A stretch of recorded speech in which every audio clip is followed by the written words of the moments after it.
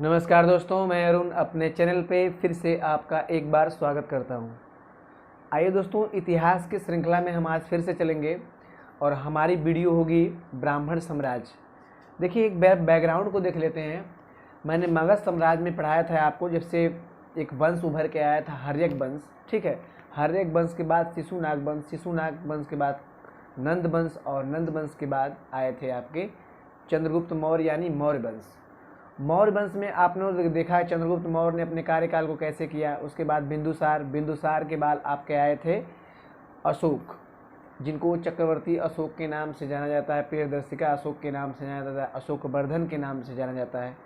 ये तो कई चीज़ हो गया, लेकिन आप लास्ट में देखेंगे अशोक के बाद जिसको कहा जाए कई शासक आए थे, लेकिन बिना काम के शासक थे। वहाँ से ज़्यादा क्वेश्चन नहीं आते हैं, लेकिन लास्ट अगर देखा जाए तो लास्ट के यहाँ से क्वेश्चन आता है कि मतलब मौर्य वंश का अंतिम शासक कौन था।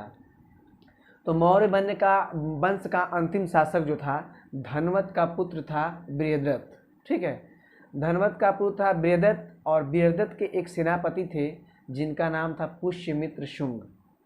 वो सेनापति ने क्या किया कि छल से बृहद्रथ की हत्या कर दी, और हत्या करने के बाद एक खुद का वंश अपना स्टार्ट किए, जिसको बोला जाता है एक तो शुंग वंश हो गया और एक ये हो गया शिशुनाग।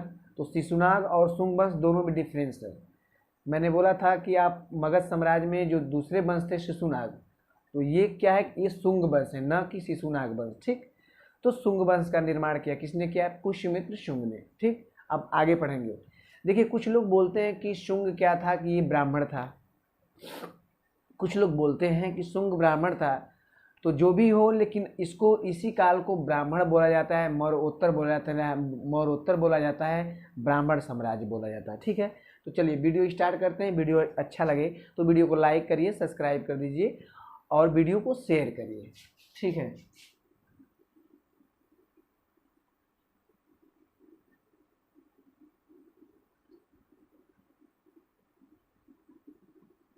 देखिए, इसको बोला जाता है मौर्योत्तर काल और इसको बोला जाता है ब्राह्मण समाज।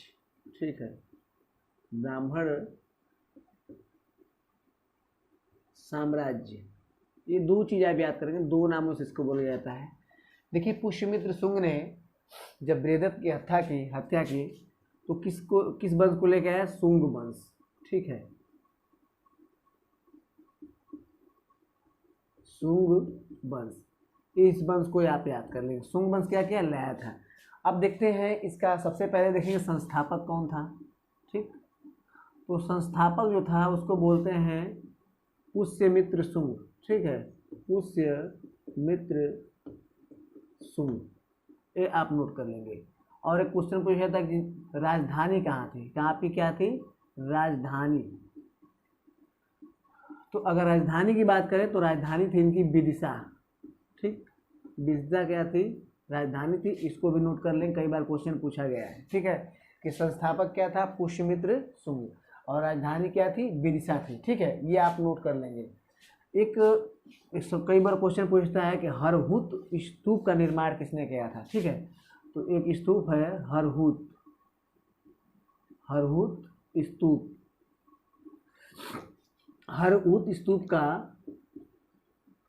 हरहुत स्तूप का निर्माण, ठीक है, निर्माण पुष्यमित्र शुंग ने कराया था। ठीक है, पुष्यमित्र शुंग ने किया था। हरहुत स्तूप है एक। ठीक है, और किसने किया था? तो ये करेंगे आप, ये किए थे। ठीक है, अच्छा, एक बहुत फेमस है पतंजलि, जो आपके जानते हैं बहुत नाम। तो पतंजलि इन्हीं के दरबार में रहते थे। किनके? पतंजलि जी इन्हीं के दरबार में रहते थे। ठीक है, पतंजलि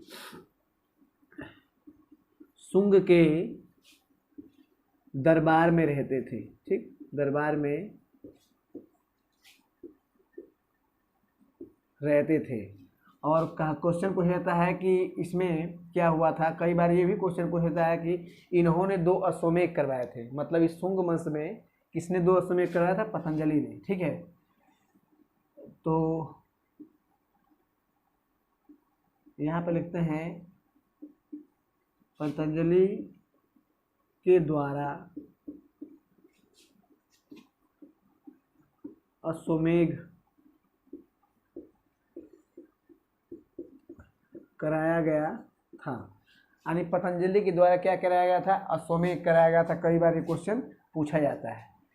ये क्वेश्चन आपका शुंग वंश से 4 या 5 शुंग वंश से आते हैं, ठीक है। इनके एक पुत्र आगे आते हैं जिनका नाम क्या है? क्या है? एक पुत्र है और इनका नाम जो है अग्निमित्र, ठीक, अग्निमित्र, ये नाम नोट कर लेंगे, अग्निमित्र। देखिए अग्निमित्र की बात करें तो एक कालिदास, जैसा कि आप जानते हैं, वो कालिदास का अगर रचना काल की बात करें और ख़ास तरह से उनको पूछा जाए कि किससे संबंधित, तो वो गुप्त वंश संबंधित है। लेकिन उन्होंने गुप्त वंश में ही जाके एक रचना की थी जिसको बोला जाता है मालविकाग्निमित्रम। मालविकाग्निमित्रम, ठीक है। ये रचना किसकी है? ये रचना आपकी कालिदास की है। किसकी रचना है? कालिदास की है। और इसमें क्या हुआ है, एक स्त्री है, मैं आपको बोलता हूँ, यहाँ से समझ में आ जाएगा। एक स्त्री जिसका नाम क्या है? मालविका। क्या नाम है? मालविका। और इसमें 2 पार्ट है, मालविका को तोड़ेंगे 2 पार्ट, और अग्निमित्रम, ठीक, अग्निमित्रम 2 शब्द हो गए। मतलब मालविका एक स्त्री है और अग्निमित्रम क्या है? ये है पुरुष, ठीक, ठीक, पुरुष। यानी कि दोनों के प्रेम विवाह का वर्णन किया गया है।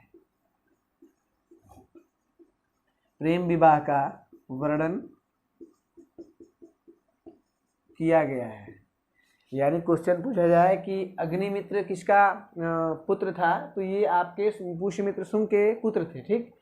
और इनके पे एक कालिदास ने रचना की थी जो कि गुप्त वंश में किया था। लेकिन वो रचना क्या है? मालविकाग्निमित्रम, जो कि स्त्री मालविका और पुरुष अग्निमित्र, इन्हीं दोनों पे किया गया था, ठीक है। कई बार यहाँ से क्वेश्चन पूछ लिया जाता है। अच्छा, ये क्वेश्चन और पूछा जाता है कि शुंग वंश का अंतिम शासक कौन था, ठीक, यहाँ से क्वेश्चन पूछा जाता है। अंतिम शासक, ठीक है, अंतिम शासक। तो आप यहाँ से नोट करेंगे, ये देवभूति थे। कौन थे? देवभूति। ये क्या है? अंतिम शासक हैं। किस वंश के? शुंग वंश के, ठीक है। शुंग वंश के अंतिम शासक हैं और इसको आप लोग नोट कर लेंगे। कई बार यहाँ से क्वेश्चन पूछा जाता है। एक क्वेश्चन पूछा जाता है कि आपने पढ़ा था कि खास तौर से ज़्यादा स्तूपों का निर्माण अशोक ने करवाया था। 84,000 स्तूपों का निर्माण मौर्य वंश में हुआ था। उन स्तूपों को तो उसने करवा दिया, लेकिन क्वेश्चन पूछा जाता है कि उसके, देखिए, स्तूपों की जो रेलिंग थी वो किससे लगी हुई थी? वो लगी हुई थी आपकी इससे, लोहे से लगी थी, लकड़ियों से लगी थी, ठीक है। लेकिन अगर बात किया जाए कि उसको रेलिंग को बदलवाने का कार्य किसने किया, यानी रेलिंग पत्थर के लगवाए गए, तो किस काल में? शुंग वंश में, ठीक है। और किसने करवाया? अग्निमित्र ने करवाया। एक क्वेश्चन पूछा जाता है। तो स्तूपों की रेलिंग, ठीक है, स्तूपों की रेलिंग किसकी भाई? पत्थर की, पत्थर की। और ये किसने करवाया? अग्निमित्र, ठीक। मतलब स्तूपों की रेलिंग का बदलाव किया, जो भी पत्थर से बदलाव किया, और स्तूपों की रेलिंग बनाया गया, ठीक। तो ये किसने किया? ये स्तूपों किया, और ये किए थे आपके अग्निमित्रम। कई बार क्वेश्चन, एक मनुस्मृति रचना है और उसको किया है मनु ने, तो वहाँ से भी क्वेश्चन पूछा जाता है।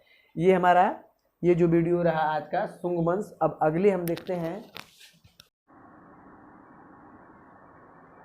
ठीक है दोस्तों।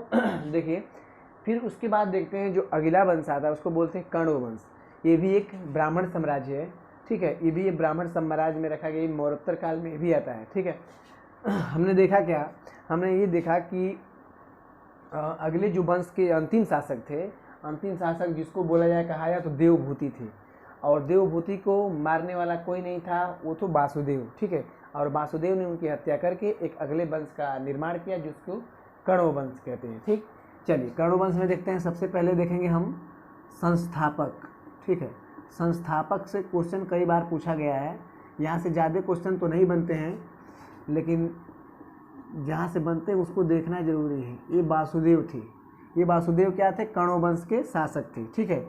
उसके बाद पूछा जाता है कि राजधानी न पूछा जाता है, ठीक है, क्योंकि राजधानी लगभग वहीं विदिशा के क्षेत्र में ही थी, लेकिन अंतिम शासक पूछा जाता है कि अंतिम शासक कौन था, ठीक है। तो अंतिम शासक जो थे आपके, इनके जो अंतिम शासक थे उनको बोला जाता है सुशर्मा, ठीक, सुशर्मा। अब इस तरह आप देख सकते हैं ये अंतिम शासक थे, कण्व वंश के अंतिम शासक। अगर इनकी बात करें तो इनका जो क्षेत्र फैला हुआ था, पहले तो आप देखेंगे तो बहुत ही क्षेत्र था, लेकिन आते आते कण्व वंश में बहुत छोटा क्षेत्र हो गया, मतलब कह दिया जाए तो पाटलिपुत्र, ठीक है,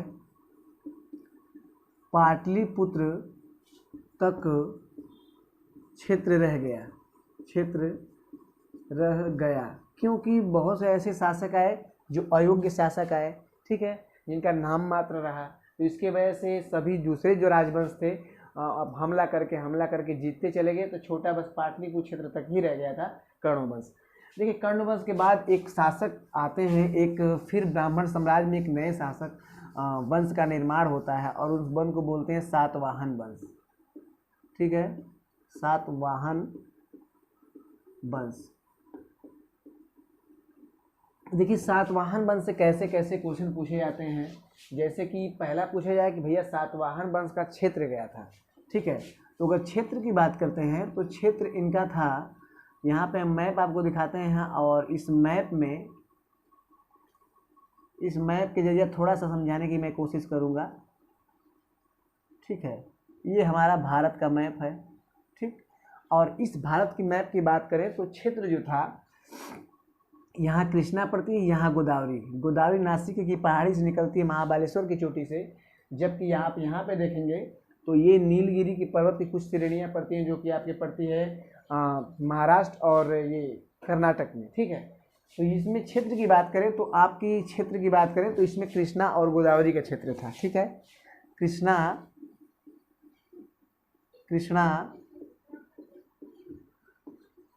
गोदावरी का क्षेत्र, ठीक। देखिए कृष्णा गोदावरी एक पश्चिमी क्षेत्र की खास नदियां हैं जो कि आपकी प्रायद्वीपीय क्षेत्र से बंगाल की खाड़ी में गिरती हैं, ये मैंने भूगोल में पढ़ाया था, आप लोग देख लीजिएगा। तो सातवाहन वंश के क्षेत्र की बात करें तो कृष्णा और गोदावरी का क्षेत्र पड़ जाता है, और सातवाहन वंश को आंध्र सातवाहन वंश के भी नाम से जाना जाता है, आंध्र सातवाहन वंश के नाम से जाना जाता है। ये आंध्र सातवाहन क्यों है, ठीक है, इसका जो क्षेत्र था आंध्र प्रदेश भी था, ठीक है, यहाँ भी देखेंगे आंध्र प्रदेश भी था, इसलिए इसको आंध्र सातवाहन वंश भी कहा जाता है। ये आप मोस्ट इम्पॉर्टेंट है, इसको नोट कर लेंगे, यहाँ से कई बार क्वेश्चन पूछा गया है, ठीक है। संस्थापक की बात करते हैं कि इनके संस्थापक कौन थे, तो जो संस्थापक थे उनको बोला जाता है सीमुख, ठीक, सीमुख याद करते थे, स से सातवाहन, स से सीमुख, कई बार आप याद कर सकते हैं। फिर उसके बाद राजधानी पूछा जाता है क्वेश्चन, राजधानी की बात करते हैं तो इनकी राजधानी कहाँ थी, ये राजधानी थी प्रतिष्ठान, और ये प्रतिष्ठान आपका कहाँ पड़ता है, ये पड़ता है महाराष्ट्र में, ठीक है, ये कहाँ पड़ता है आपका महाराष्ट्र में पड़ता है प्रतिष्ठान, तो ये भी नोट कर लेंगे। उसके बाद देखा जाता है, एक क्वेश्चन और पूछता है कि भैया प्रमुख शासक बताइए, ठीक है, प्रमुख शासक कौन थे, तो प्रमुख शासक की बात करें तो गौतमी पुत्र, ठीक है, गौतमी पुत्र सातकर्णी, गौतमी एक पुत्र थे जिनका नाम था सातकर्णी, और ये प्रमुख शासक थे, क्या थे, ये प्रमुख क्या थे, शासक थे। क्वेश्चन पूछा है कि प्रमुख शासक कौन थे, तो सातकर्णी थे, ये गौतमी पुत्र थे, बस ये याद रखिए, ये नॉलेज में रहेगा तो बहुत ही अच्छा रहेगा, ठीक है। उसके बाद देखते हैं जो अगला क्वेश्चन, अच्छा ये क्वेश्चन पूछा था कि भूमि दान देने की, ये भूमि दान लोग देते थे तो ये किस वंश से संबंधित थे, तो ये आपका सातवाहन वंश है, ठीक है, भूमि दान की दशा, ठीक है, भूमि दान की दशा। देखिए सातवाहन वंश में हुआ क्या था कि जैसे राजवंश घटते गए, कुछ राजवंश बढ़ते गए, तो उसमें कुछ ऐसे ब्राह्मण लोग थे जो कि भूमि दान दिया करते थे, ठीक है। तो भूमि दान देने की दशा सबसे पहले किस में देखा गया था? तो देखा गया था सातवाहन में। ठीक, सातवाहन में, ये आप नोट कर लेंगे कि सातवाहन वंश में भूमि दान देने का कार्य किया गया था। अच्छा, उसके बाद क्या हो गया? भूमि दान दिया गया तो ये इसमें से एक और क्वेश्चन बन के आता है। क्या बन के आता है? यह प्रथा नाना घाट के अभिलेख से देखा गया है। ठीक है, यह प्रथा नाना घाट के अभिलेख से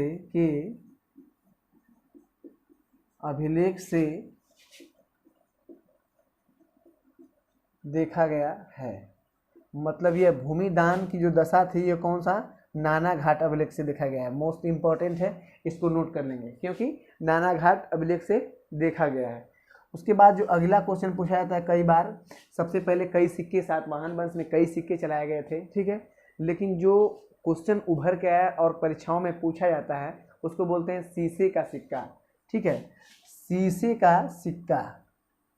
ठीक, शीशे का सिक्का सबसे पहले, ठीक, सबसे पहले सातवाहन ने चलाया था। ठीक है, सातवाहन ने चलाया था। ठीक है, शीशे का सिक्का सबसे पहले किसने चलाया? सातवाहन ने चलाया। ये कई बार मोस्ट इंपॉर्टेंट है, इसको क्वेश्चन को ध्यान दे लेंगे। फिर उसके बाद अगला क्वेश्चन जो आता है सबसे इंपॉर्टेंट, सातवाहन वंश से एक और क्वेश्चन आता है जिसको बोलते हैं मातृसत्तात्मक। मतलब कि ये हमारा सातवाहन वंश क्या था? मातृसत्तात्मक था। ठीक है,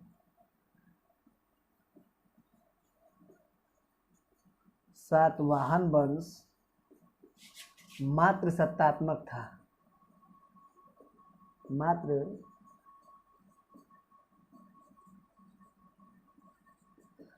मातृसत्तात्मक मतलब कि परिवार के, मुख्य रूप से परिवार की जो मुखिया थी, स्त्री को कहा जाए, तो ये क्या कहती थी? परिवार को चलाने का सिस्टम पूरा इसी का था। लेकिन अगर किसी वंश का अगर राजा की बात करें कि मतलब एक राजा गया तो दूसरा राजा बनेगा, तो वो बनता था तो स्त्री नहीं, वो पुरुष बनेगा। ठीक है, क्योंकि राजाओं का कार्य पुरुषों में था न कि स्त्रियों में था, क्योंकि स्त्रियों का कार्य सिर्फ यही था कि वो परिवार के एक मुखिया के तौर पे चलाती थी परिवार को, इसलिए उसको सातवाहन वंश का मातृसत्तात्मक कहा गया है। ये आप नोट कर लेंगे, यहाँ से क्वेश्चन पूछा गया है। ठीक, उसके बाद देखते हैं कुछ और क्वेश्चन जो इम्पोर्टेंट, 2-3 क्वेश्चन और पूछे गए हैं। जैसे पूछा गया है कि अजंता और एलोरा की गुफा। ठीक है, अजंता और एलोरा की गुफा, अजंता एलोरा की गुफा। ठीक है, अजंता और एलोरा गुफा की बात करें तो ये भी सातवाहन से संबंधित है। ये भी सातवाहन वंश में से मिला है, सातवाहन वंश। ठीक, ये भी नोट कर लेंगे। ये बनाई गई तो सातवाहन वंश में ही बनाया गया है, एलोरा और अजंता की गुफा। फिर एक और मोस्ट इम्पॉर्टेंट क्वेश्चन है ब्राह्मी लिपि। ठीक है, ब्राह्मी लिपि का संबंध, ठीक, संबंध सातवाहन से है। सॉरी दोस्तों, सातवाहन से है। उसके बाद देखते हैं सातवाहन वंश से है। उसके बाद लास्ट जो इम्पोर्टेंट क्वेश्चन है इमरावती कला। इमरावती कला, ये इमरावती कला किससे संबंधित है? सातवाहन से। ठीक, सातवाहन से। तो ऐसे सातवाहन वंश क्या हुआ? ब्राह्मण साम्राज्य में हमने 3 ब्राह्मण साम्राज्य देखा, 3 वंश देखा। सबसे पहले आप देख रहे हैं शुंग वंश। ठीक है, और शुंग वंश के बाद आपने देखा कण्व वंश, और कण्व वंश के बाद सातवाहन वंश।